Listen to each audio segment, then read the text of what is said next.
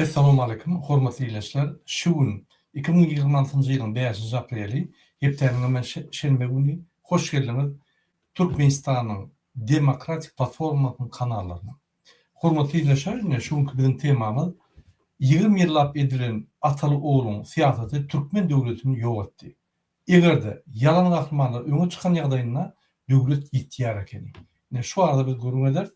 Yazın komentariyada öz pikirleriniz şu arada. Hormatly ilişler, ine men ýagşy çykyş etdim bolýan, men bilemok näme üçin bir teknik problem boldy, şoň üçin täzeden çykyş edýän. Hormatly ilişler, men ýene bir gerek bir zada geljek bolýan. Egerde görünüm bolsaňyz, men soňky çykyşym boldy, sagat 6 bilen 7 arasynda. İýerden men çykyş etdim. Şo ýerde men gahramanlar boýunça size bir şu temany men Hökman Aydar ve Hökman Östürön diýip size aýtdym. Ine şu tema men gaýdyp gelýän, şoň üçin şol tema bize gatgydykly, sebäbi soňky bizim ýa-ni çağırış edilmezde çıkan adamın sany ummasyz. Bize ýagny massawy adamın çykmagyna biz taýýarlandyk. Ine bize öňe çıkan gahramanlar gerek. Öňe çykyp biljek gahramanlar gerek. Ine şol kim adamlar, kim bolmaly we nähili karakterli adamlar bolmaly. Ine şu barada görüňler. Ýöne efire başlamakdan men bir näçe videolar göküljek. Ine şol videolarda da biz siziň bilen ýagny başga datlar maslahatlaşar. Ine hormatly ilişler, siziň görüşüňiz ýaly. Ine meniň kanalymma YouTube, TikTok'ta Murat aşağı linya Kurbanov aşağı linya ofisial. Ine şu kanalyma ýazylyň diýip 163 adamma öňkü kanalymy yapdylar. Şonuň üçin men täze kanal açdym. Ine şu kanalyma ýazylyň 10 000 barana 837 adam ýetenok. Biz täzeden ýa-ni TikTok'ta çykyşlarymyza başladyk. Şonuň üçin sizden kömek gerek. Kyn görmän, ine şuňa podpiska bolun. Şu kanaly häzir görmöýär kanal çykyp podpiska bolup ýene girip bilýär. Murat Kurbanov ofisial. Murat bolanda M-U-R-A-D. Okay? Ine şuňa reklamaty men edýän. Indiki videoňa görkezjek videom. Men ýene bir ýatdyrsak bolýan, ine şu videony käwagt 7.000-den 30.000 adama çelip görýär. 5.000-den 30.000 adama çelip. Şöyle like basýanyň sany bir 70 adam, 60 adam. Ynanyň siz içinde bolun, daşynda bolun, like bassaňyz hiç bir emkanet bilen olmaz. Hiç bir adam bilen olmaz. Like basıp 5 gerek basıp bilerdiňiz, ýa-ni hiç zat bilmem. Komentar ýazarňyzda eger Türkmenistanın içinde bolsaňyz mümkin bilerler, mümkin. Ýöne onu bilmek üçin bir uly ýa-ni gözükçülük gerek. Uly bir gözlemler gerek. Ýöne daşynda bolsaňyz näçe komentar ýazsaňyz siz sap bolmaýar. Sebäbi olar diňe Türkmen Telekom'un operatorlaryny unutup bilýärler. Şu Türkmen Telekom'un egerde sizde telefonuny açylan WhatsApp, Telegram'yňyz bolsa ondan mümkin bilip bilýär. Egerde Telegram'a bilip bilmeýär WhatsApp'y. Egerde sizin WhatsApp'yňyz Türk nomeri ýa özbek ýa Iran ýa başga bir nomerli WhatsApp bolsa onu bilip bilmeýär. Şoň üçin näçede aýdýan bize like koyun, komentar ýazyň, sizin pikiriňiz gatwajyp. Ýa haçan like we abone bolup näme goýanyňyzda onu bizim ýa-ni videolarymyz ýaýrýar YouTube'da, TikTok'da we başga ýerlerde. Egerde siz goýmasaňyz onu videolarymyz ýaýramýar we az adam görýär. Paýlaşyň videolary dost ýazarňyz bilen, işdeş ýoldaşlaryňyz bilen görkezin bolup geçen datlary biz Türkmen halky gözümüzi açmaly. Ynanyň men monetizasiýa edemok YouTube'y hiç girdeci gelen yok. Onun için siz like koyduğunuz, koymadığınız tapağız yok. Diňe prosmotrun tapağız var. Yani köp adamı yok bile ya da az adamı yok bile. Men ondan kazanamak, onu men özüme maksat diýip goýmak. Ine kyn görmän, ýa-ni like koyup paýlaşyň. Like koymany gorkmaň. Komentar daşynda bolsaňyz ýazmandan gorkmaň. Gelin indi birinji video derdiň hormatly ilişler, ne derdim? Kete sevinip min kete wesli aydyp bilmersin diýip bilmersin aydyp bilmersin deyip bilmersin. Ellerimde sağdım, kollarım bağlı, aydıp bilmem ardım, sıylandı dağlı.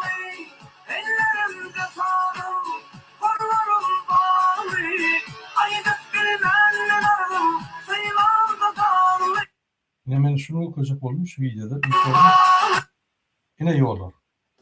Hayfe etraf, hayfe velayetlerini demek yönü yine yollar. Biz sonki 3-4 ayda yollar boyunca çok materyal aldık. İnni Türkmen yani portal ve beylik kanalı Türkmen televizyonu yolları yine dipkinli hadır yani remont edecekler, teyden kuracaklar ve şonu mengdeş maglumatlar koyup başladı yönü devlette buluyor. Ananın kurbanlığı yollar değişiyor.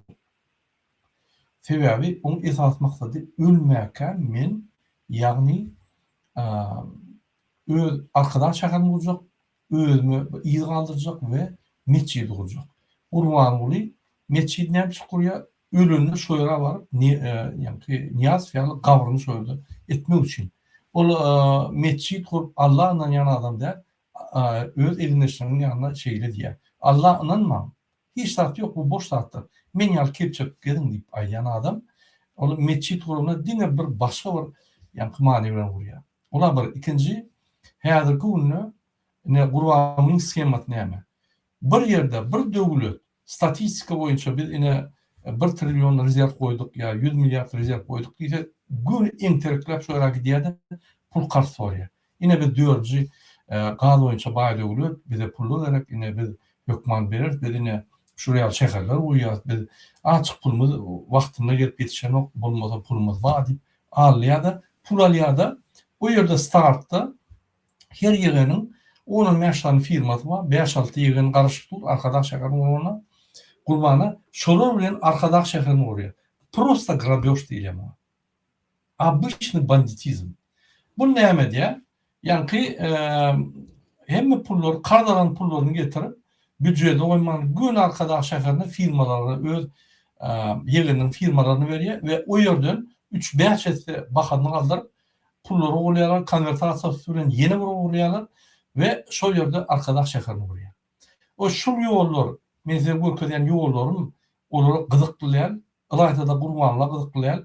Ya Gurbanlyk halk tarapyndan saýlanan adam däl. Gurbanlyk niyaz we öldürüp giren bir ganhor. Ganhorluk bu ganyna baýýan. Kakasynyň ganyna, bu ganyna ganhorluk yani bihepçilik, küntüçilik, o zatlar, narkomançylyk, tirýekçilik bunun ganyna bar. Şonuň üçin mundan bir gowzada garaşmaly.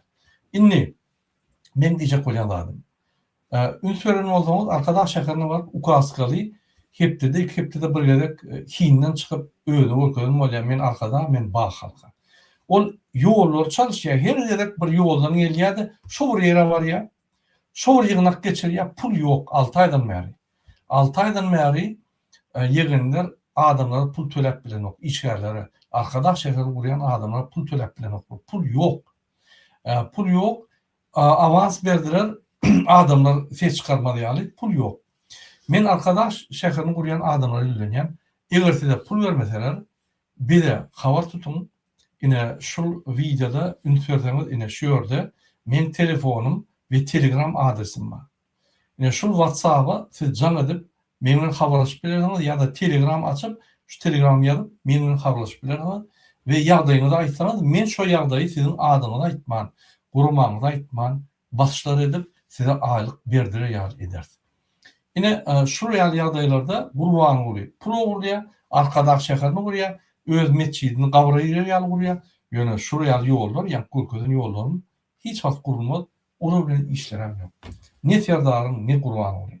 Serdar zablokirowan. Serdar başajak poky ýok. Gurbany dol kontrol edýär. Ondan daşary Serdaryň ne hünärmentligi bar, ne kompetentlisy bar, ne iqtisadiyetde, siyasatda, sosial soraglarda bu güýçli, gowşap, kakanyň ýoluna ýürýän, kakasy ýol açyp berdi, şo ýolda ýörep dur. Näme? Çäreçi, çıraçy, başga da ýok. Çärere gatnap, men bar diýip, ýani men prezidentlik görkezýär, başarýan poky ýokdur, ananym. Ýanyna hocalık meseleleri boyunça adamlar varanda bana yok onun gidin şu yerden korku diye olur. Gelmedi yani diye. Men yanıma gelmem. Eğer mesele çözeyen olsa allığına san teknolojiyada yankı çıkışlar ediyor. Inanın çıkışlar ediyor ne olur?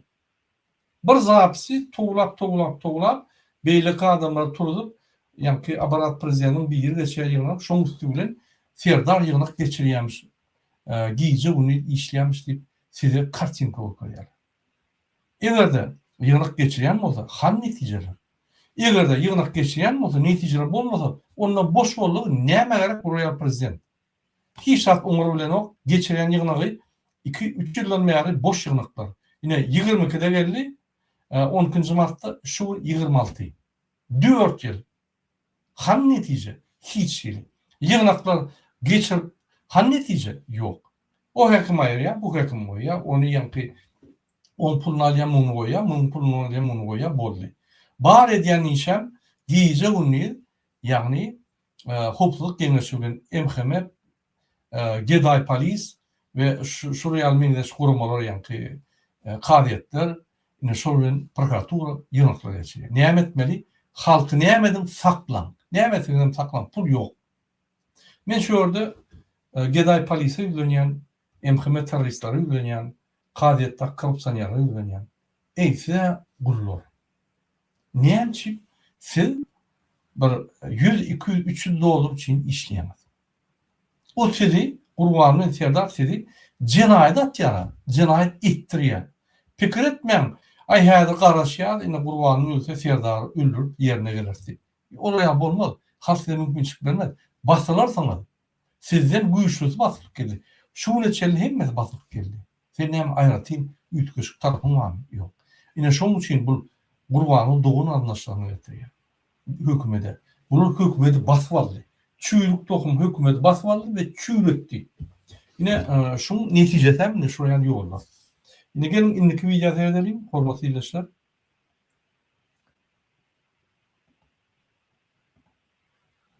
Ine şu videony men ýürütip okujak. Mütfakirdim şoň. Yani bir minut.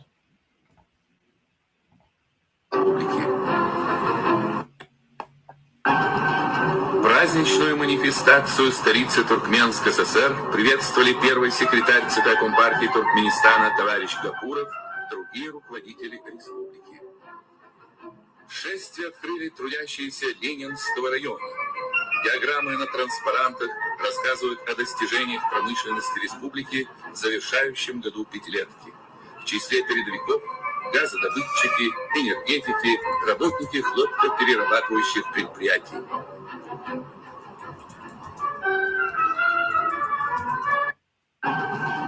Праздничную манифестацию. Resmi film şu yerde. Ön bilim çağrılatmıyorduk. Yani student vaktimiz, okuç vaktimiz birin gidiyorduk. Ama zor, açık doğru olmadı.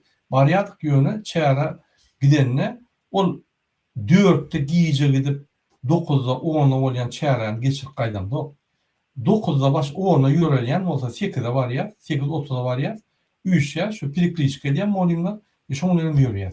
Neçe adam, neçe molimler, fakultetler, institutlar, uçilişler, yani teknikumlar, mektepler, bir topar zavodların adamları, neçe adamlar katlaşıyor şu çağrı. MHM'de polisam yok, adam yok, gurumoçulukla hem de at geçiyor. Ne yapacak? Kuvvet verin gidiyor. Parat mutolan sonra hem yerde açık, narojna zat, o häzirki çağrılar yani hem de at yapıp, ondan sonra dün öňe atmalar yok, hakyky bayan bolýar. Ine şuraya paratlar geçýär. O açık ýa-ni boş tarapy bardy, 10% ýöne 90% hüwesine gidilýärdi. Dostlaryň uruşýardyň, begenýärdiň, gülüşýärdiň ýörenine, ýa-ni arkyn ýöreýän, ýa-ni bir eşikde hemmemiz gullar ýören hem kim ýa-ni biri eşikde ýöreýär, şeýle geçýär. Öňkü adamlar ýatýan şu hatda. Men ýürütip gözüm hatta biz Sovet Soýuzyna Russiýa koloniýasynyň aslynda bolanlarda haklarymyz köpdi we baxtyrak biz ýaşaýardyk. Häzirki döwürde biherpetçilik, bikançylyk, biadalatçylyk, ahlakdaýdan peslik öňe çykyp, yalançylyk, yalan gahrymançylyk öňe çykyp ýurt ýitipdi. Häzirki günde Türkmenistan terk edildi. O yıllar Türkmenistan'ın gidemde okudu. Değil mi? Okumak geliyorduk. Değil mi? İyidimde gelip Türkmenistan'da ötüyorduk. Herhalde Türkmen arzu ediyor. Varşava'da gidip bunu olup işlemek. İnstitutta, üniversitede muallim olup diye bunu olup işlemenin arzu ediyor. Ya Avrupa'da bunu olup ya da Rusya'da bunu olanından Türkmenistan'ın adat asuda asmanın aşağına gideninin kovudur. Doğru düşünün. Men onu saylamak bizim halkımız şeyle saylıyor. Yine şeyde inni Hökman komentariyanın öz tıkırını aydım şu mesele boyunca. Yine men 2-3 kepte çıkış etmedim. Bir topar bizim vatandaşlarımız bilen Mari, Leva, Balkan, Dağşoğuz, Ahal vilayetlerine vuruştum. Ve şu yerde onun fikirlerini soradım. Biz görüşmeli, biz ne etmeli, kahramanlar bolmasa ne etmeli, bir topar fikirleri alıştım. Şimdi sizlerim haş ediyen öz fikirini diyelim. Biz masaya çıkıp başladık. Yani biz masaya çıkıp biliyor. Yani birinci kahramanlar 1, 2, 5, 10 adam biz tap bilemdi. Yine şolar biz ne tapmalı, şolar kim olmalı? Şu varda men görünecek, siz öz fikrini yapın, sizin fikriniz katı vacip bizim için. İndiki materyali seyredelim, hormatly dinleyijiler. Şunu men ýüri töwürkezýän, men näçe görkezýäni size aýdyrmaýar.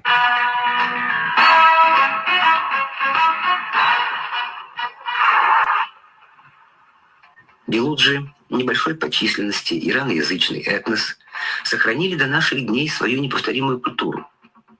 Память поколений хранится в ярких красках женских одежд и в ритуале встречи гостя. Гостям предлагают традиционную лепешку. Надломить и вкусить гостевой хлеб означает приобщиться к домашнему очагу. У Белуджи сохранилась ритуальная мужская игра с палками. Ее танцует под бой барабана, доль.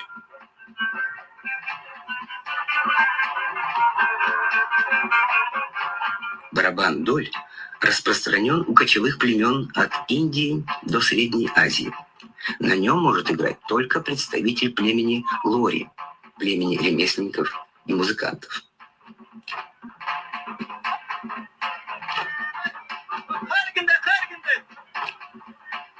Височный локон чатр – непременная деталь женского костюма.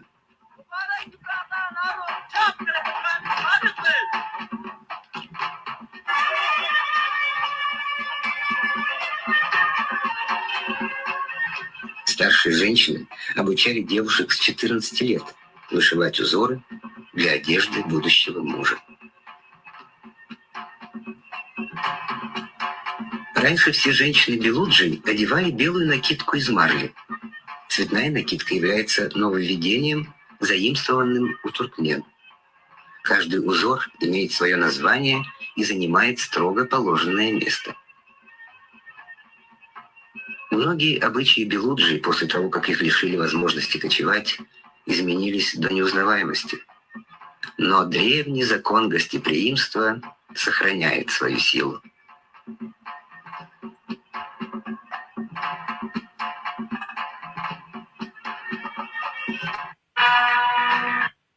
İndiki videomu görkezýän hormatly dinleyijiler. Müsait terdim şuňa. Düşmanmadı. Ya bak öyle bolar var. Bu şoğuzna ok geçer. Ya yani dükü koyardı da. Şoğuz dükü koyardı. Bu tutar. Ya can. Sen daha şimdi soruyor. Ben böyle sorursam bu şoğuz verir. Ben abi geçin ben hatım. Tekrar boşuyordu. Ke daha yani dükü koyardı. Bunu çıkarıp verdi geliyor ha. Näme diye bar ýok bolşýardan Geday polis diye. Men her wagtda aýdýardymda ýyllar boýy gorkmaň polisa bar ýok bol kanun bolýan bolsa ýok bolup eliňizde instrument telefonlar. Telefon alňynda bar ýok bolun diýin. Şol adam kanun bolýan bolsa telefonlar gün TikTok goýun. Biz ondan soň işini görürsen. Çıkışlar edip bütün dünýä habarlaryna ýetirip bütün dünýä yani hukuk koruyan kurumlarına, devletlerine yetirip aydar Türkmenistan'a hükümedin ediyen işlerini. Yani şunun için yine Buluç halkı ünitlerim Geday polisa neye cevap veriyor? Ya Buluç grup geliyorum ben. Tekrar boşayalım da. Tekrar değil. Düşmana kime kargo düşmana doğru ne değil? Fark etme, fark etme. Düşüyor solu. Durma sonra bak, orası da var. Durma sonra. Boş, macı. Namam de. Yine veren. Ne yapalım? Maksatını gidiyorsun. O tarafın sen bütün istikamını görsen. Sen zor karış. Kanun.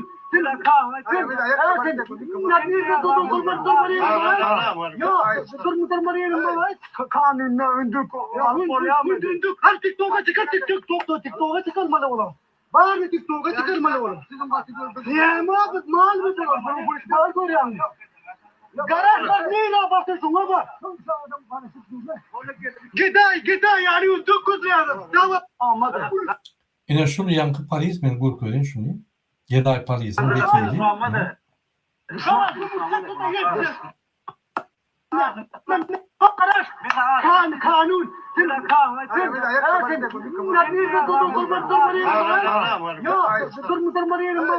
Kanunla öndük. Yine şu Geday Paris'in vekili. Şu burjuva tağlamana var ya. Ördök mü kuş mu ya? Mal almana var ya. Muhtemelen. Bispredel etmani var ya. Yine buluşlar o cevap verdiler. Bar yok buluşuyordun Geday Paris'te. Kanun bozayan değil. İnni bütün Türkmen halkı, Ahalili, Balkanili, Daşudili, Levavili, Marili biz buluşlardan öğrenmem mükemmel. Kahramançılığı. Yine şular küçük halk ol. Bolmasa bunları öldürüp yani bir arasında bir yere barıp Geday Paris'e men boynum alyan, yani öldürmem, urmam, men hemme daha türmeye de gidecek boynum alyan deyse, vurup öldürselerim, şonla da şu halkın ünsiyetlerinin kahramançılığını. Onanın buluş halkı köp değerler. Yadınızda olsa bir Sovyet Soyuz vaktında o Nuri İşki deyip bir marlı adam, yekartisli, yani yekartisli sahna deyip çıkış ediyordu. Şu yerde bir topar anekdotlar ediyordu, buluşlar vardı. Bizim buluyorduk. Onları yani pesini düşünmek için de yine prikol tutuyorduk. Men buluş dostlarım vardı. Her ama canlar tabi olsun. Yaman berekerler, berk olanlar. Onu yani arası olanlar uğramak. Berk olanlar.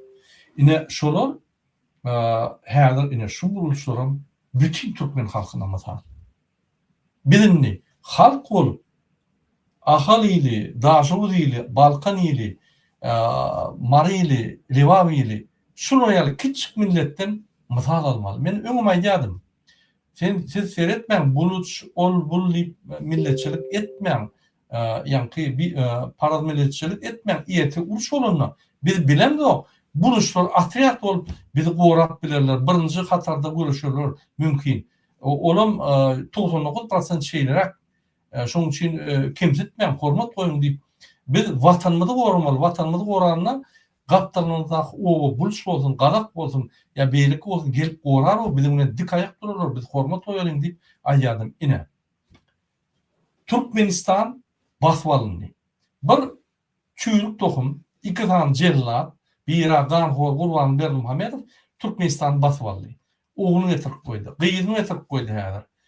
Üç olup Türkmenistan talayalar. Arkasında da yeğenleri, doğunları, 4-5 tane Lubovnikli doğunlar, kıyız doğunlar. Maskara. Türkmen halkının içinde bütün Türkmen tarihte bulmadık maskara. Bunun hiç. Kabinet ministri, adamlar, yığınaklar var, arkada aşafrak deyip kıyırıyorlar. Utanç ol, utanç. Türkmen halkının üstüne, şunun için bütün dünya öyle. Şunun için Türkmen, öğün siyinen, hormat oyan Türkmen, yaşap benim o Türkmenistan'da. Terk edip gidiyor. Ben diyecek oladım, biz şunu verildi. Ne yapacak? Geday Paris, MHM teröristleri biz şunu getirdi. O yerde de yani Suud'un başlıkları gelir edip, adamlardan pul talap, neyim edip, statistik için basıp gittiler. Bunlar ne hemen medal adamlar. O erteki gün öldüren kovurlar. Hani ömrün meğer 20 yıldan meğer işleyen adam var mı? 36 yıldan meğer yine diktatör işlek gelen adam var mı? Yok. Katı ise 4-5 yıl götünü de kovuyor. Ya türme ya da hem de dağıtlarına zıp koyuyor yani. Yine hatta şolar mı? Buluşulukta. Kabinet ministri hem yani hükümet işleyenlerin buluşulukta. MHM Geday Paris'e buluşulukta. Bunun alyan aylıkları $100'den $300 çelli. Bizim halkımız olmasa şunu az öleyeler o. İnanın size. Geday polis. Inanın, ine şuraya ova varıp tağlayalar. Binamızlar. İnni ünitverin burada Türkmen halkını tağlap içinden gidip daşını işlep, başka bir devlette bul bolu işlep öz maşalatını eklemeli mecbur. İnni aydın mı bana? Faşistler gelenler de şey etmediler. Şöyle halkı gidirir etmediler. O korkudular yöne may verdiler işlemeyene, yürümeyene, emmedal etmeyene. Bizimkiler ne emedi? Öz halkını tağlap yolu. Bizde devlet yok. Devlet olan olsa sen hazır Germanya'da, Gollandiya'da, Rossiya'da can edip pasportlar, barketle de pasportlar alalım. Devletim yok. Arkanda devlet yok, arkanda hükümet yok. Eğer de hükümet daşı ürtte kömek edilmese, içinde kömek edilmese sana, dine tağlap yorsa, onu olur düşman oluyor. Sen hazır Rossiya'dan canıp, menine pasport yok çalışın deyse, üstüne polis böktürüyor. Sen kovulap, ne edip diyorsun bir yerde, gelmeli alekenin, bar Türkmenistan'ı gitip, sana kayıp hayvan et ya, sana hızmet etmeli adam. Men şoň için yani bizde devlet yok. Ananın, bizde vertikal vlast var. Vertikal vlastta da oğlu var. Hem Türkmenistan'ın balans veren devlet dolandırışını döle diyen sistemani bir horizontal sistema, vertikal sistema öz aslına koydu. Onun üstünde de hiç ideya olmadı. İdeya propagandası, ideya yani stratejisi olmadı. Milli lider. Bir kezzap, uğur kezzap, ganhor. Hiç vakt jurnalistlere interview verip görmedik. Bir tane jurnalistlere yani Al Jazeera verdi, o yerde kesip gidip koydular, zapas edip. Daş yurda gidip Trump bilen duşok olanlar, Trump duşmadan şonu koydular, bir şonu açık bir hümmetini kaldırır yani. Bir orta interview verenler, yani orta kanalına dinler yerle utanç. Yine milli lider. Milli liderin ideyaları coşup durmalı. Milli liderin ideya şeyleri düplü olmalı. Yaşlılar maslahatı uyuşup deymeli, ey bizden öktükenin tuğulemedi. Hani olattı? Yok. İki de kahraman olup, kahraman medalları ürüne padarka verip, kahramançılık etmeyen, ne emediğini bilmeyen kahramançılığının kahraman oldu. Oğlu hiç vakit kahraman bulmayacak. Korkup, hem medattan korkuya, halktan düşmanı korkuya halk bilen kahraman oldu. Yalan kahramançılık Türkmenistan devletinin yitmeyene getiriyor. Bunu şuna aytacak olayım. Bizde kahraman almadı. Halktan çıkarmada polisten, emhimeden, kezzaplardan kahraman çıktım ben. Yine şoň için men yeni olarak aydiyan, inni biz halk bolup, yomuttur, ahal teki, lewap, ersari, sar, hemmemiz gidip mızal almalı buluşlardan. Şuradan öğrenmeli kahramançılığı. Bolmasa bir dayo, döwýärler, batır ýarlayan dayo adam der. Zordan gün nuryalar ýöne şonda da öz mertebesini saklaýarlar we öz haklaryny gorýarlar. Ine millet. Buluşlar näçe kötüdüler, yitip gitmedi şu millet. Durundur. Öldürýärler, kowulýarlar. Gün nuryanlar. Sovet wagtynda häzir Türkmen halkynyň genosidiga diýär. Bir san ýa çüýrük tohumlar. O genosid edýänlere polis, gedaýlar we emheme işgärler. Utanın aho. Utanç ýokmy sizde? Ya siz şu milletten, şu halktan çıkan ýokmy? Ya ýokardan paraşut açdylar. Öz halkyny talap sen kim o?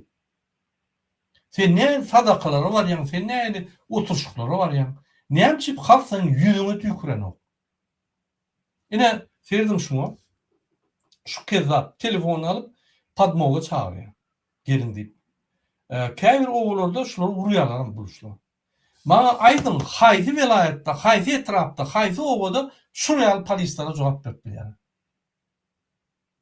Oğuz Han'ın nesilleri, Alparslan'ın nesilleri, Yenebi'nin nesilleri, Ertegul'un yankı gani akıpdur. Yoktur. Nemçi? Onun için de menem var. Fikir etmeyen men aýratýyn üstüňizden gülýän. Yok, men öz üstümden gülýän şu zatlara. Gaharmam gelýär. Polisleri yön alıp yırtatman veriyor. Kıynatam şeyler. Eğer şunu devam etse, iksan kezzap, atalıoğul, yurdu dolandırıp katastrofani güçlendürse, onu bizim yıkıtak yolmu var ya, rardan urşu bilen, şul öňde duran böwet tökmünni geday polisi ve emhemeni ýok etmek. Başka yolumuz yok, men günaý diýin. Men şu yola karşı ýöne, biz galjak bolsak, şolu yolun aýyrmaly. Bolmasa bizim elimiz atalıoğula yetmiyor. Bunu halktan güdületmiyorlar. Häzirem burun maşinleri etmiyorlar. Bira köşkte etse, beylekem bunkerine etse. Bira milli lider, beylekem arkada al ferdar. Gülkünç, maskaraçılık. Şunu da, şunu döwlet dolandıryan adamlarım, vatanımız var, Türkmenistanımız, beyik Türk diýmän o, utanırsan. Bir men ýalyk bir çykyp ýüzüme bassa utanarsan. Men özüme de basýan. Şondan ýa janym ýam çykşy diýer. Ya prezident bolup ya o bolup däl. Janym ýam çykşy diýer. Mümkin ýolda ölermem, atarlarym meni. Mümkin. Senin janyny ýanyna okmuş atdyra. Ya ay bolýar, Gurbanov gurýar diýer. Ananın Ýewropada diýmedim diýenne bir 100.000 Türkmen vardır. Bolýar 30.000 bolsun. Benim videoları görüp Ýewropada like basýan oklar. Bir-birinden kaçıp ýörer, men günaý diýim. Özem esasda ölmeli, Türkmenistan'da jağa vurmaly. Doğunalaşını ýa-ni ejeni kakan et bermeli, hemme zat gülýär. Men size bir zat aýdýyn, bizim ejemiz kakamız hiç zat etmezsek biz şunu geldik. Anladın? Men eje kaka kömek etmeliler diýemok. Indi bizim wagtymyz geldi. Biz şolaya binamyz namart bolmaly. Indiki video seyredelim, hormatly izleýişler. Bunun bir gyzykly video. Men hemmetini görkezlemek, ben käbilerini görkezýän. Şu Osmanlı adamlar kitap maniyeler. Aslında o zaman iyi ya vakti gayri ortaya. O adamların 4-5 tane iyi çiğ görüp kalanlar ama ara o sayeden bir tane adam her düğün gelip görüp durur ki. Bu yüzden Osmanlı bütün olarak sürekli kovurur gayriler. Bakarsanız etiğinde Osmanlı elbette der diyorum, kovurdum der. Zaman aklımda, halklar kadar zaman aklımda. Şu Osmanlı Halkın arkadağı zaman aslında. Bir sözüm tapýanlar aýdy. Hudaý saklasın. Bir daha beýan etdiýsen beton deşik geçip ýarlaklap başlaýar. Bunu yalan var. Halk boň, bunu yalan var. Bizim ilişkimiz bolmaly. Men size bir daha diýeň. Biz namusly, wyjdanly adamlar imsin oturunsoň şu ýaly ýerlakla çykyp aýdymlar aýdýar. Ine şu ýaly günü de bir tele bar. Şoň üçin men bir daha diýeň. Döwlet gerek bolsa, watan gerek bolsa, Türkmenistan gerek bolsa hereket etmeli. Ýok, men Türkmenistan kim bolsa şol bolsun prezident bolsun zat maňa tapag ýok. Men jaýmy maşin görsem bolýar. Pikir etmeň, sen jaýyň gurursun. Maşinyny sürersin, azyjyk tararlar. Birini zorlap giderler. O ýerde bir ýerde sen bir kanşunun içinde ýaşaýanda, bir adalatlyň içinde. O ýerde degerler, bir ýerde basarlar, bir ýerde gyýdyny zorlarlar, bir ýerde aýagyna bir zat ýerler, zat ýerler giderler. Ine şu durmuşda ýaşanyndan, o ýaly pul ederinden Ýewropada bir zat Allah gurda maşalan çykar. Biz bolsa ine men öňkü gerek bakıp aýtdym. Bizim bir watandaşymyz pul waryny berýär, özem öýlenjek bolýar. Gurguly kostyum ýok. Öýlenjek bolýar. Ýewropada ýaşamak üçin o näme görkezýär? O görkezýär özüne hormat oýnak.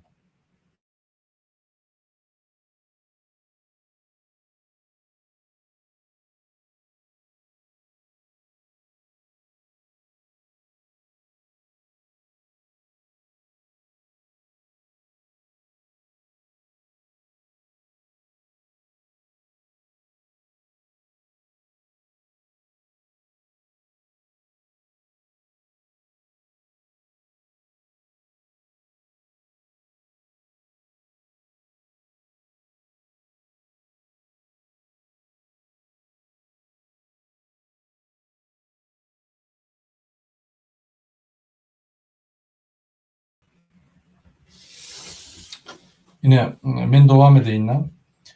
Yine bir neme diýetse, men bir mysal getireyim. Şol soňky park gelen bizim bir vatandaşmyň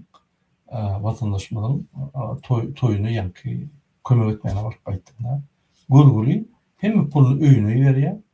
Öýüne hem zat edýär. Remont, haldini hem zatlary ýöne öýünje wagty kostyum ýok. Bir 50 dolarlyk kostyum. Öýdem ýatjan ýeram zawodda işläp görür, diýje onu işleýär. Öýüntirjek bol.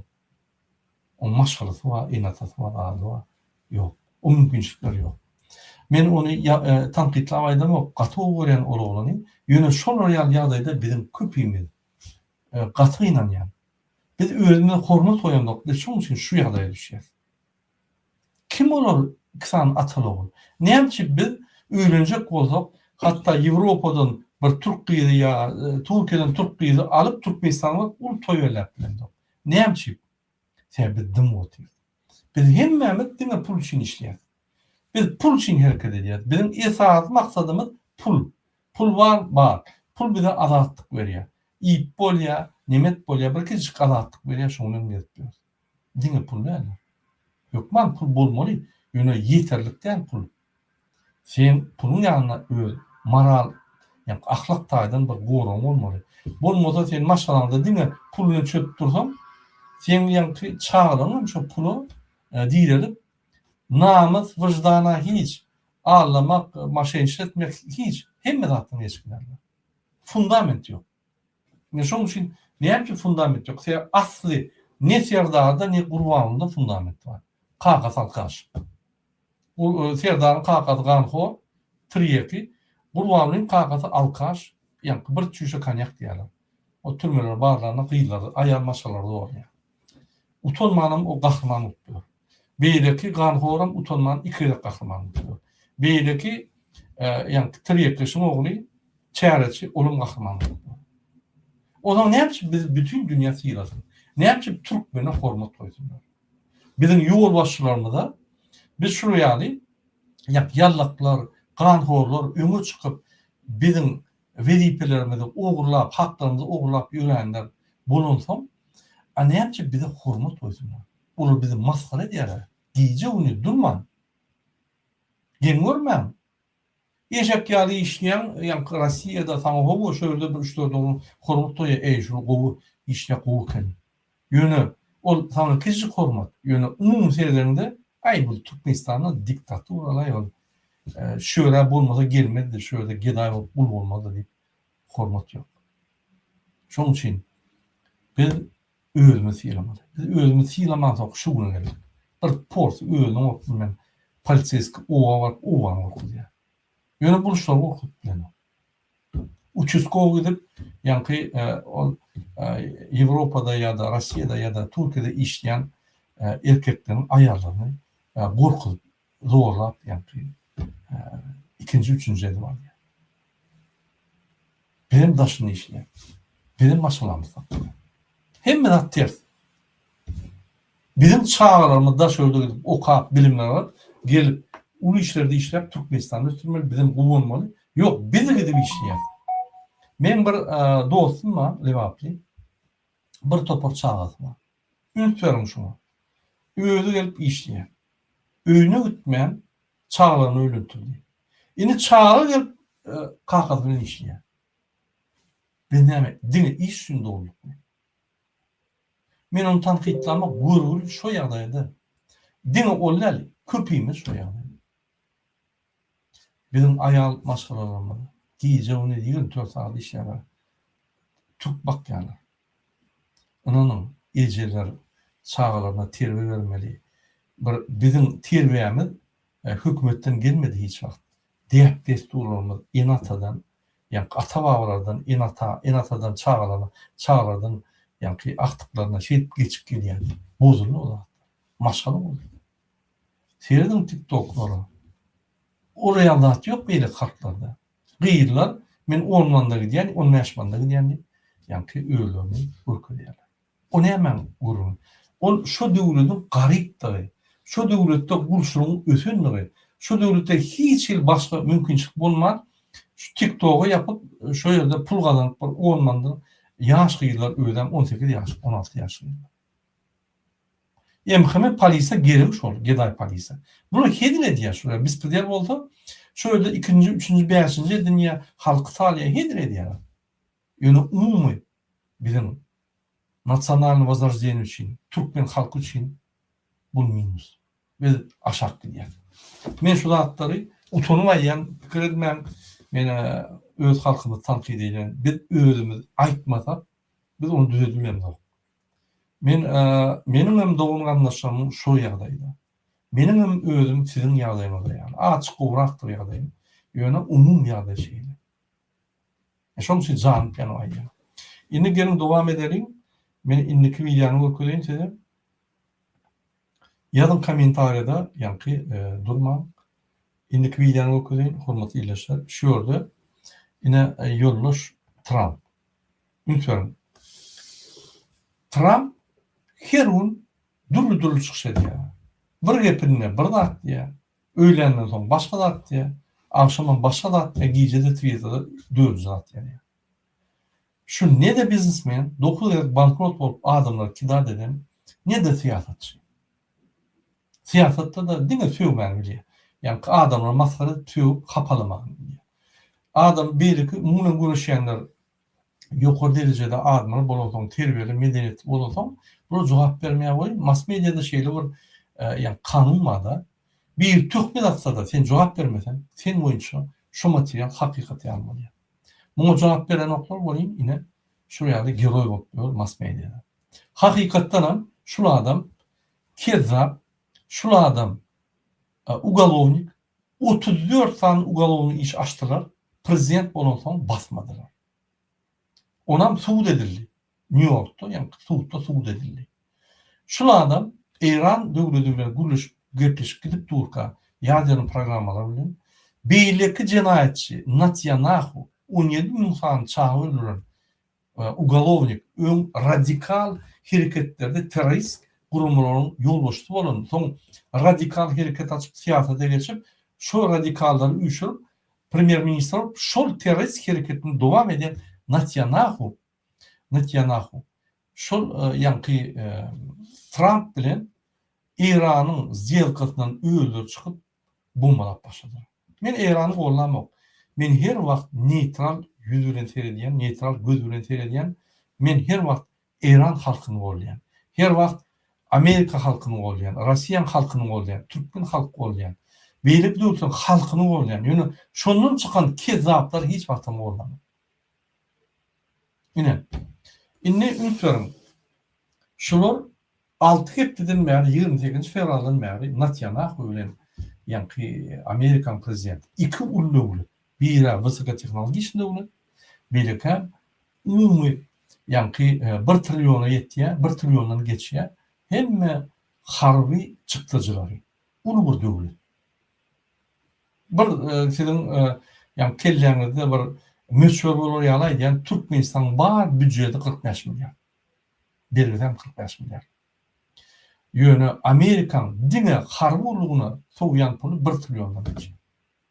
Häzir 200 milyar soruya ýanky Trump urusçy. Unutmaýarym. Indi şol iki san döwlet 6 hepdeler İran bombalıyor, ýöne İran uturur. Näçe? Gelin şoňa zerdelim. Birinji Türkmenistan bilen İran diňişleri. Türkmenistan demokratik döwlet. Şu ýerde meclis we parlament we meclis diýdi. Şu ýerde kabinet ministri we ýa-ni ýerine ýetirjik hökümet we kadetler we ýa-ni tutlar we prezident bar. Ýöne hakykatdan on adwa da ýeke bir adam bar. Hiç da bilmeýän, öňü oňarmaýan Serdar Berdimuhammedov. Oň üstünde de İranyň kyýaly din lideri ýa-ni Ayetullah we berde de Gurban Berdimuhammedov. İki döwletiň strukturasy meňdeşik sistema. Ýöne unutmaýarsam, egerde Türkmenistany bir bombalansam döwlet ýykylýar. Ya da Gurbanyň üläse Serdar kaçyk gidýär. İrany derse şu birinji liderini öldürdüler ýa-ni Ayetallahny. Oğlu gelip boldy. Yüze goly ýokary işte işleýän kabinet ministriniň adamlaryny, harby urluklardaky adamlary öldürdüler. Drone'u polisiyeskiler kovlap ýolur. Öldürüp, yani köçede duran pasta bolýar. Döwlet ýykylan. Näçe? Ýylyň şoňa sebäbi. Sebäbi İran'ın ýoly mümkin erwetdir. Men onu analiz etbiljekler. Onu ine İrançylar analiz etdi. Ýöne şol İran'na döwlet sistemalary bar. Döwlet guruş sistemasy bar. O diýildiň näme? Parlament bar, meclis. Şoň binasy ýykylsa da 3-4 tane adam ölse parlament bar. Ýerine saýlanyp dowam edýär. Partiýalar bar. O ýerde kabinet ministri bar. Şöyle 10 adam ölse de beýlik adamlar bilen ornmasalar işläp duran bir hükümet bar. Orada prezident bar. Birini öldürsen beýlik saýlar. Beýlik institutları işleýär. O ýerde milli lider bar. Ýa-ni din lideri bar. Olam din lideri, ýa-ni din ruh lideri. Dine İran'ınki değil, bir topar döwletlerdäki şiitlerin milli lideri. Onun ideyesi, Gurbanlyň boş ideyesi, hiç tat ideyesi diýerlerle, ulur ideýa. Dinçiler birleştirip, bir sunni dinine karşı giden bir bu işi ideýa, çakmışıp, görüşüp bilen ulu ideýa, ulu bir lider şoň. Onun daşyndan başga bir döwletlerde proksiler var, yani goşunlar var. Bu döwleti yıkmak gaty kyn. Bir ýyllagan bombalasaň döwlet ýykylmýar. Ine bu döwlet diýil. Türkmenistan men arzat edimden erwet döwlet. Ýöne Türkmenistan bu döwletem däl. 2 adamçyk bir bomba ýagdy, harbylara girlenýär. Gaçyp gidýär. Häzir işden çykyp otyr. Ol gorkup işden çykan ok. Men näçip öz janymy 2 sany kezaba bereýin. Çykýar işden. Erti bomba düştü. Men näçip öz janymy 2 sany kezaba goraýyn. Şoňa bereýin gidýärler. Dogry, dogry pikir. Sen ölürsin, ýene kezaplar gorasyň, kezaplar dowam eder. Näme üçkär? Sen janyň ýöne bir basançak hökmüne ulanýar. Sen watany gorap çykyş etmezsen, ya watany gorap bolanok. Watan ýok. Biz watanymyzy elimizde alamyz, döwletimiz ýok. Ünsüyorum. Sovet Soýuzyna 20-nji ýyllar Türkmenistan kolonial, Russiýa kolonial döwlet emele geldi. Birinji döwlet. İkinci döwlet. Bu neme? Niyaz kurdu öz döwletini. Özüne hyrmat edýän. Dine özü hem beýaşgada kahraman bolan öz döwlet, öz paçalygyny kurdy. Çağlar häzir milliarder etýär. Türkmen halky bolsa közenpýär. Indi biz 3-nji Türkmenistan halkyň döwletini öz watanymyza urmaly. Şans ýadyr. İran'da näme bu torjak berilär? Ýöne bir zat men anyk bilýän, İran ýeňip bolmaýar. Ýeňilmeýär. Özleştir bolup biler, ona da wagt berek. Şoň üçin mümkin ýadyryny ýara bolar. Trump egerde 10 ýaşdan ýadyryny ýara bolsa, onda Türkmenistana diýer. Ine şoň üçin biz Türkmenistany öz elimizde almaly. Halk bolup. Halk bolup diýmek, hemme o prezident bolup oturmaly ýok. Halkyň içinde öz ynamly adamlarymyzy saýlamaly. Häzir bir bomba gaçsa, Gurbanly ölse, Serdar gaçyp gidýär. Şu ýagdaýda biz yerli kezzaplara, ýa-ni korrupsiýonlara derhal basyp alýar, ýurdy, öz ýa-ni hökümet ýürüdip 3-4 sany gardaşmaly ýürüdirler. 5-6 bilen birleşip, onan ýeňen soň prezident bolan oran basyp Gurbanlyň edişýär. Niye son şey etti? Şeydim ter diktatör. Ya da ol häzir İran'ın uşan bir döwlet geldi, Kariz toparını golya geldi gamlo diýen bir kezzap. Onu getirip koyarlar, Türkmenistan doğru ýetirdi. Şunu getirmeliler. Biz akıllı olmalı. Bizim enatalarımız ýaly gözümüz yumuk bolmaly, açmaly gözü. Biz realistde ýaşamaly. Biz şonu gidirmeliler. Bizim çağlarımız, biz bakşamaz. Bizim çağlarımız näme diýär? Biz daşlar diýär, ýydymyzdan gelip, biz ýaly gulur işleýär. Diýmek, olur da watan gerekler. Haýsy birimiz, menem şoň üçin. Watan üçin jan berdik, watan üçin görüşdik. Haýsy birimiz? Birimizden başlandy. Ýöne Gurbanly öz Türkmenistan üçin, öz döwlet üçin, özüň personal döwlet üçin giýje görüşýär. Serdar görüşýär. Bunun turda ýatýar. Gorkya halkyndan ýöne görüşýär. Biz edem de var işte. Bir tane buluş yine görközlü, kahramançılığı neyli? Haklarını korap bolya. Oğan korap bolya. Maşkalan korap bolya. Ördüğünü korap bolya.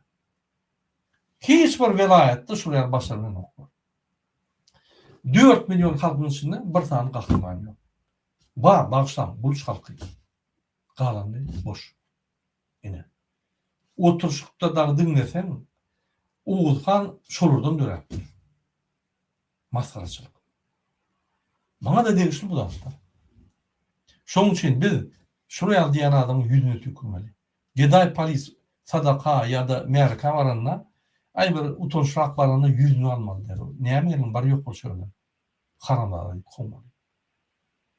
Onu bulur bilir. Halkın açık utunu halktan korkor, halkı fiila. Biz dep diyorlar, biz özümüze hormat koyamdık. İçinde anırda dursun, daşında hormat koyamdık o. Maskaracılık. Niramiz var ya. Millet olup yitip var ya. Yine gelin şu kezzap 9 gerek bankrot olan Trump'ın seyredelim. Ünitlerim şu neyme diye meze tercüme edeyim. Le changement de régime n'était pas notre objectif. Nous n'avons jamais parlé de changement de régime, mais Neyme diye. Saat 9'da şey diye. Biz İran'ın rejimini ütkömek bizim objektif değil ya da bizim maksadımız değil. Düğünden sonra aydımın görevde yok diye. Lütfen 9 ne oldu? le changement de régime a eu lieu. Mais nous voulons aussi un changement de régime. Nous avons un changement. 9.07'te neyme diye? Havu bir şu rejim çalışmanı maksat edinmek diye. Lütfen. Şu bir interview'unda iki dağdı birbirine karşı dağdı, birbirini iskuçar dediğin dağdı aydiye. Lütfen.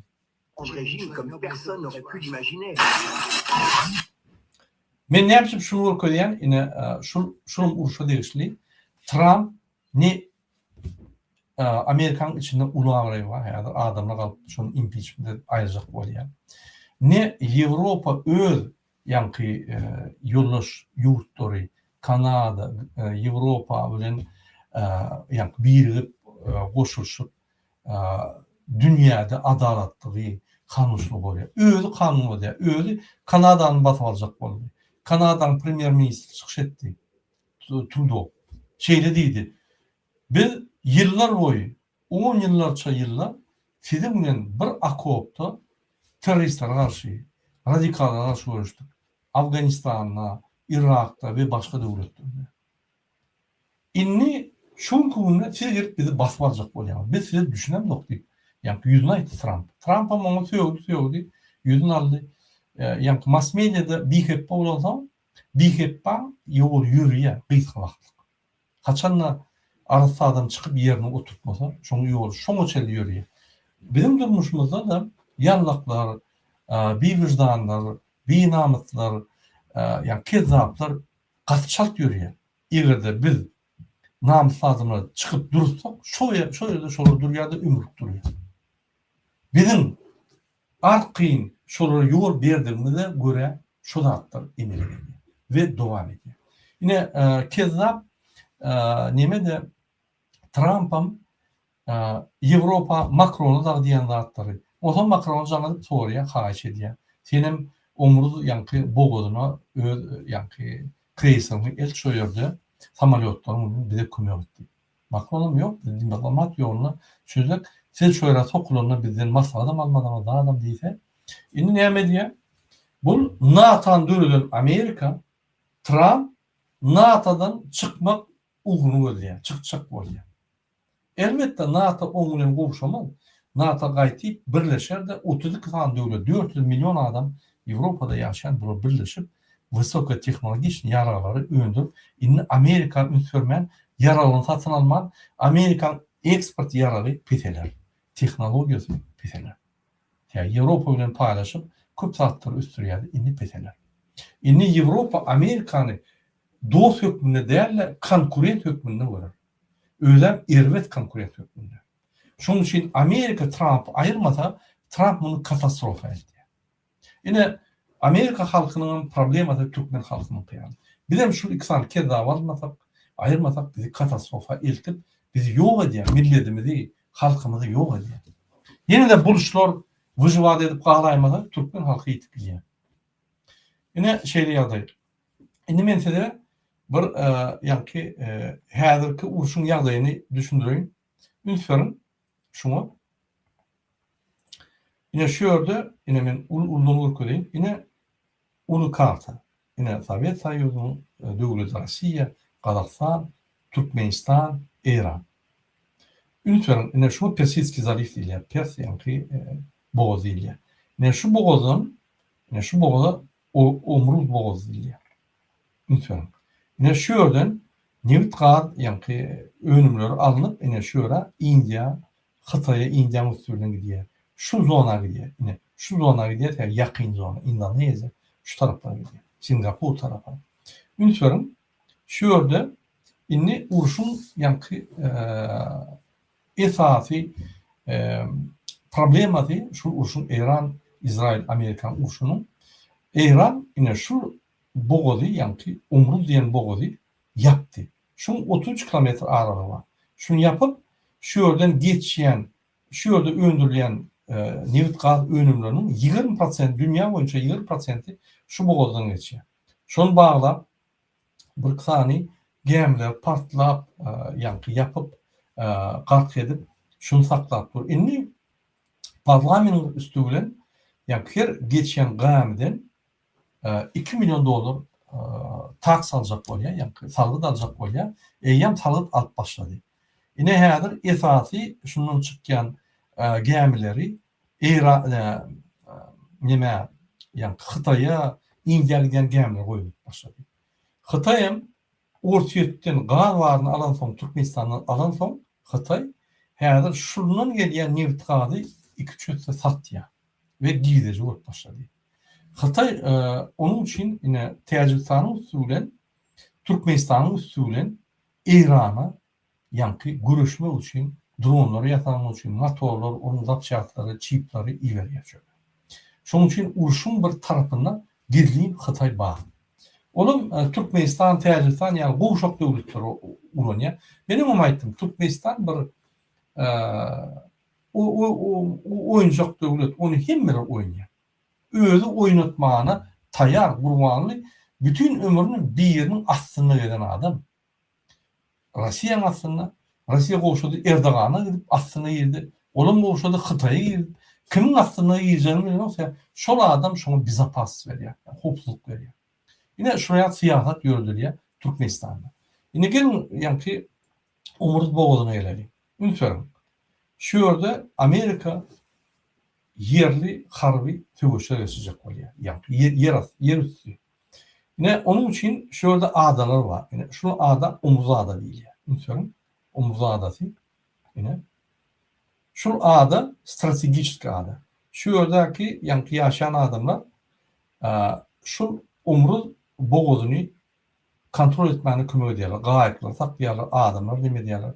Yine şu üstüyle bunun bir planı Amerikan yine şu tarafa girmek yani İran'ın teritoriyasına girmek. Şu yerdeki adaların üstüyle.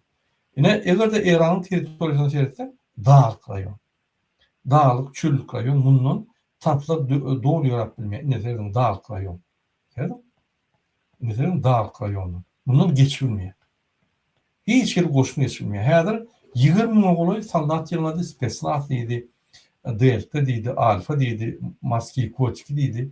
Yığınadı yöne bunu geçilmiyor. Yine dağlıklar. Öyle mi? Demek bu taraftan girmek olmak yöne inni uruşun bir bölüğü şu 20% neft gaz önümleri yine şu yerde önümlenen Kuveyt deydi, Saudi Arabi deydi, Katar yine şu devletlerde İran'ın önümleri dünyanın 20% önümleri. Şu yerden kontrol edip saklansa onunla bakalar yok orgalıyor. Her bakalar kaldı. Avrupa'da dizelin bakası 2.35. Nemen bakası 2 euro. Ön 1.65, 1.70'di. Kaldı. Kaçına neye çaba kaçırlık kalır bilemde yok yönü. Ulu şu bakalar transporta, öndürülen önümleri, olur transporta etmekte. Köp saatler tehdir edip bakalı kalır. Demek kımmatçılık dörer. Demek adık haritler yetmeçilik dörer. Yani yalnız haritler 70'lik durar, kımmat bolan. Qara bütün dünyada tiyade bir kriz başlar. Yani şul uruşun İsrail ve Amerikan eden uruşun neticesi.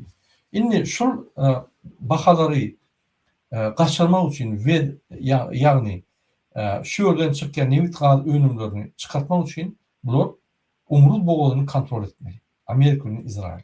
Her Amerika düğün vakti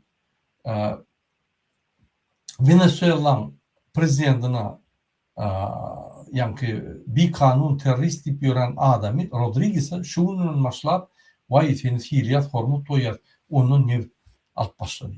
Nevdi yani sansadan alıp nevitlerini alıp Amerikan bahaları taklar başladı. Bulmadı. Amerika halk kalıp yani Trump'a ait biliyor. Şu ekspertlerin aydışına göre şeyde var yani katı bir kayıttılar ve katı rehin ayttılar. Trump bilen Donald'ın arasında ılalaşık yok yani.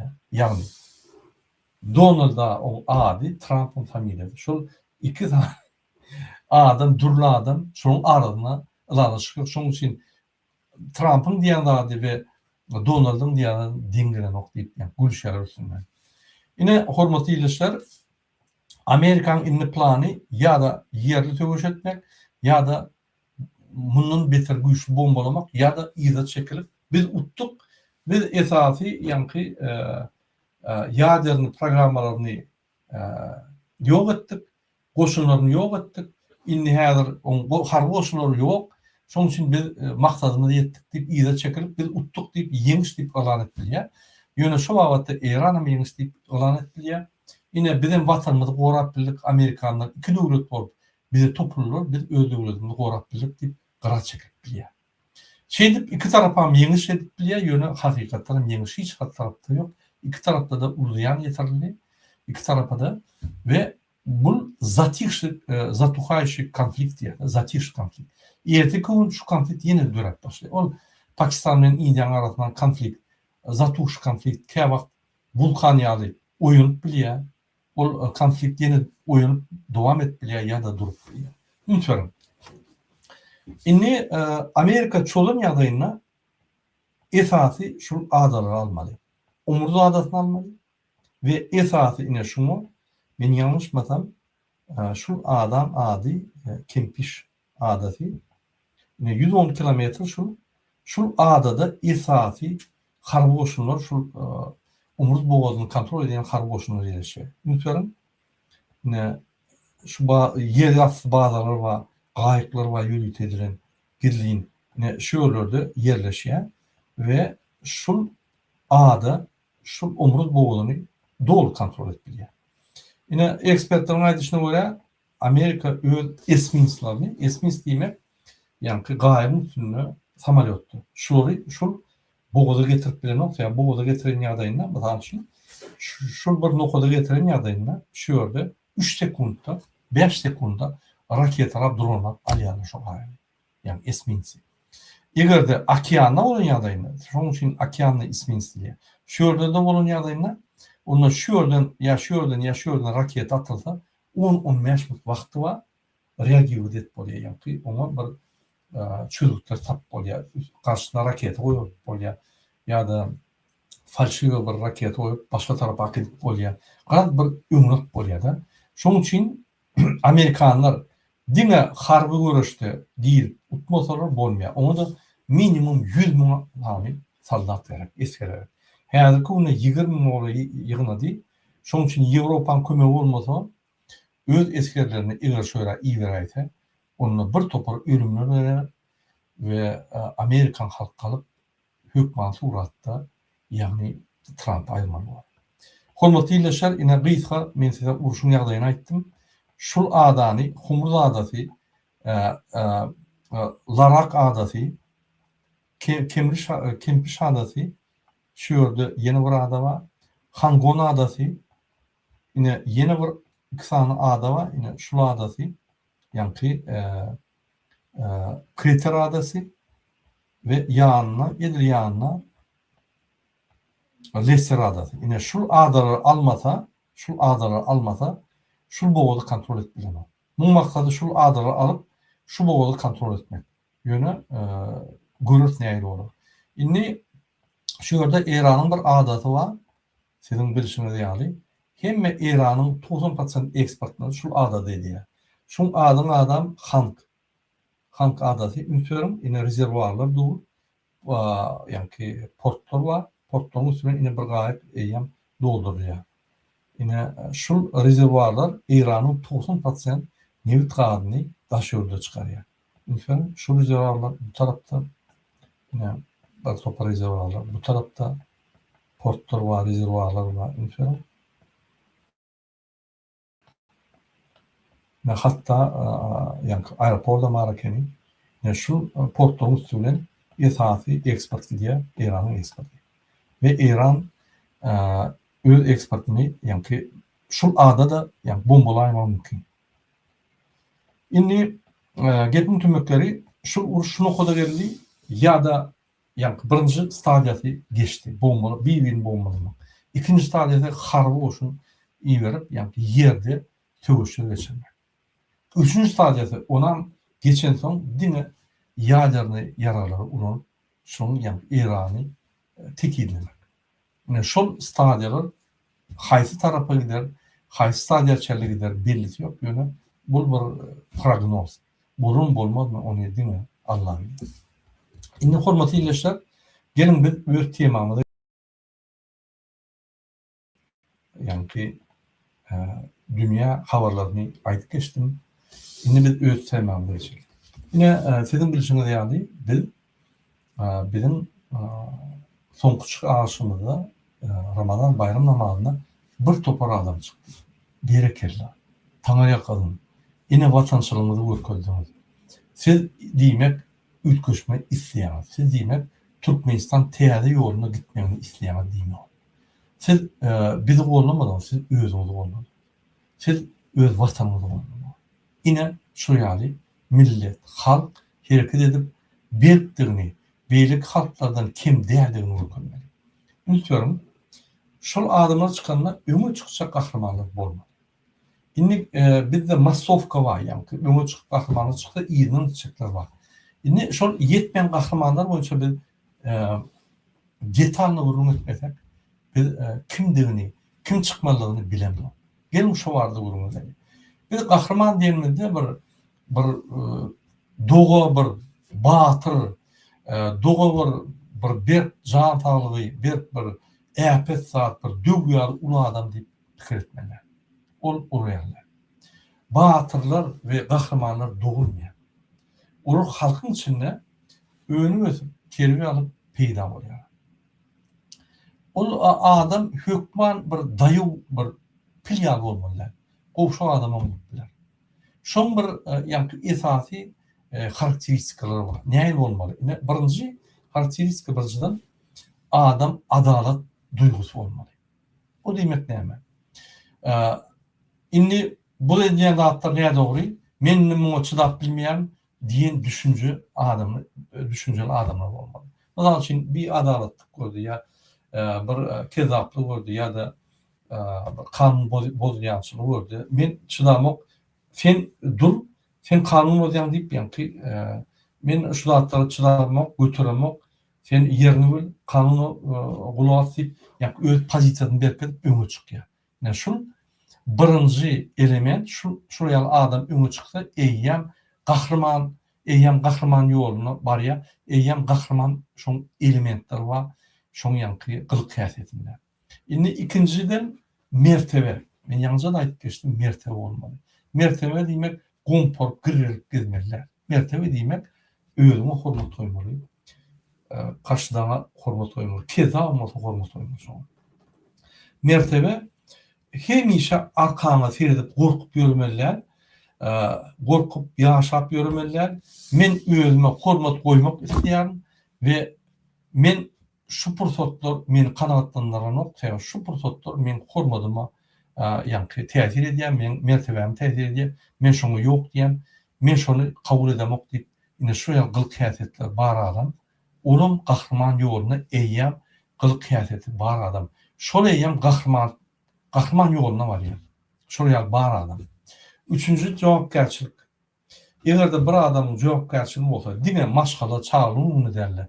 Vatançılık duygusu olsa, o da cevapgerçilik özüne alıp hareketleri diyen olsa, onun kılık kıyafeti var, kahramançılık kılık kıyafeti.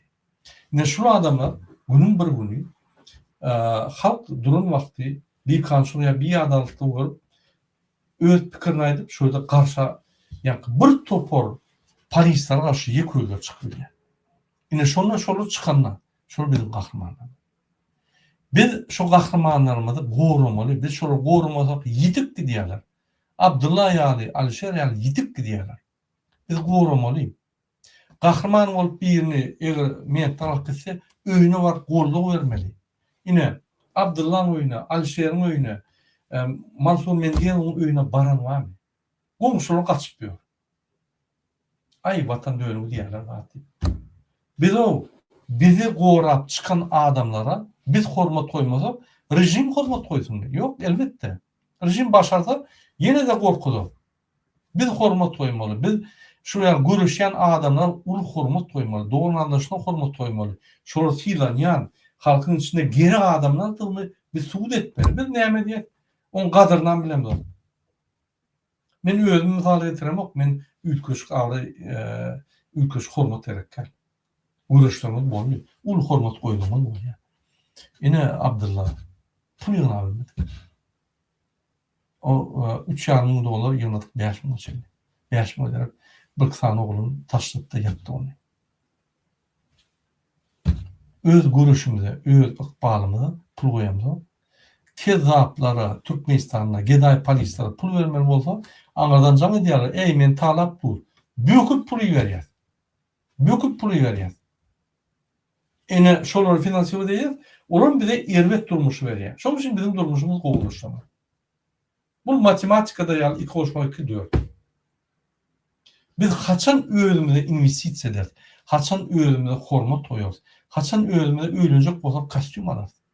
Normal €300 kostüm alırız.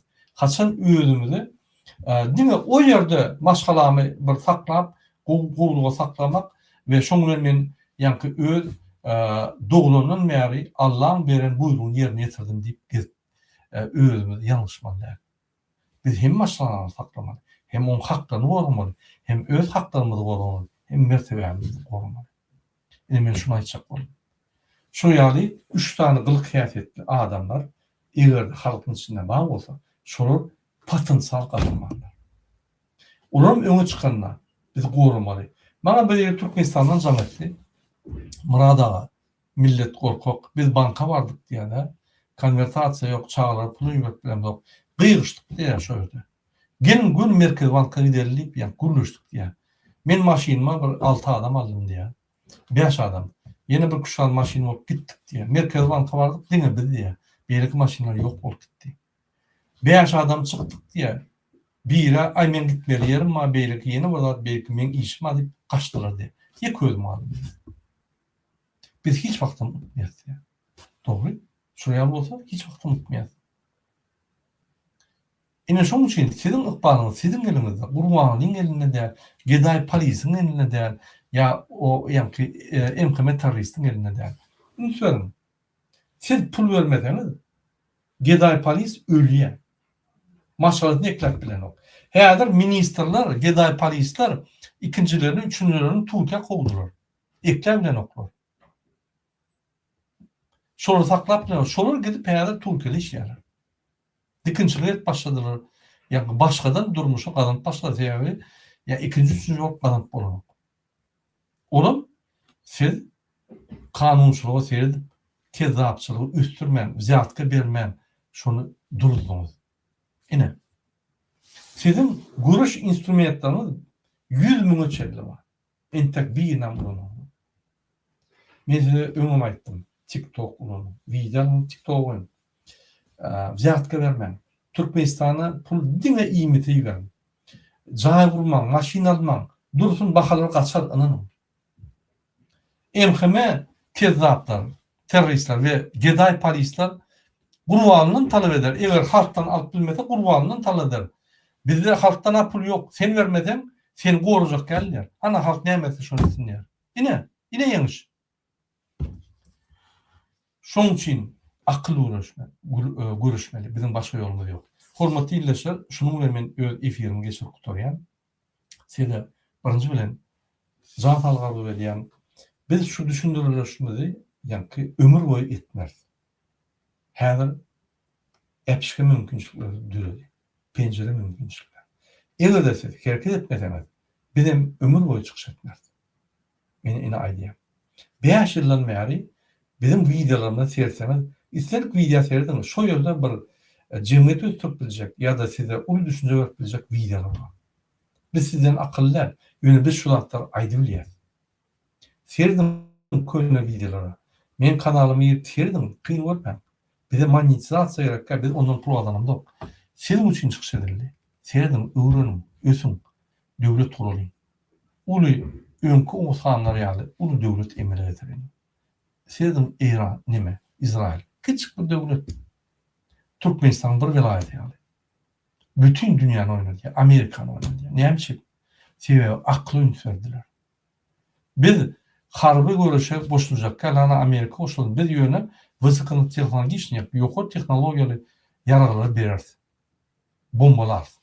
Bunun ve razvedka etdiler. Ine.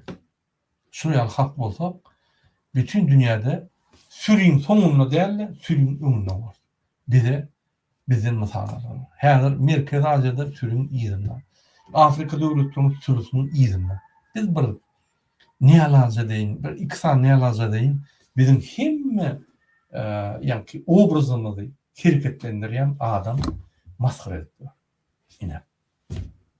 Hormatly dinleýär, şunu men efirimi tutarýan, sizin hemmeňize köp sag bolsun diýen, ýeni öýerek ýatdy diýen, ine şu bizim kanalymyza ýazylyň, şunu ýazylsaňyz, ine şu ýerde men müňe ýeten soň 837 adam şu videonu görenler ýazylsa, men TikTok'da çykyş edip başlar we şöyle gepleşikler urnan. Eger ýazylmasaňyz, beýnasapda kanallarymyz ýapyldy. Biz ýa-ni çykyş edip bilemdik. Şöyle ýazylaryňyz bilen siz türmäli, ýa-ni sizde işaret etmeýärler. Kommentariýa ýazyp, like goýanyňyz bilen siz opozisiýa bolaňyz, siz öz bagtyňyz üçin görüşen adamlar ýa-ni. MHM polislaram geň görýär sizden. Murada şular galmaýar, biz şular itikleseň galanok şular näme etmelip menden soraýar. Şoň üçin hereket sizden, berekeden Allah'dan. Hoş sağ olun, inlik gepleşip berçenli.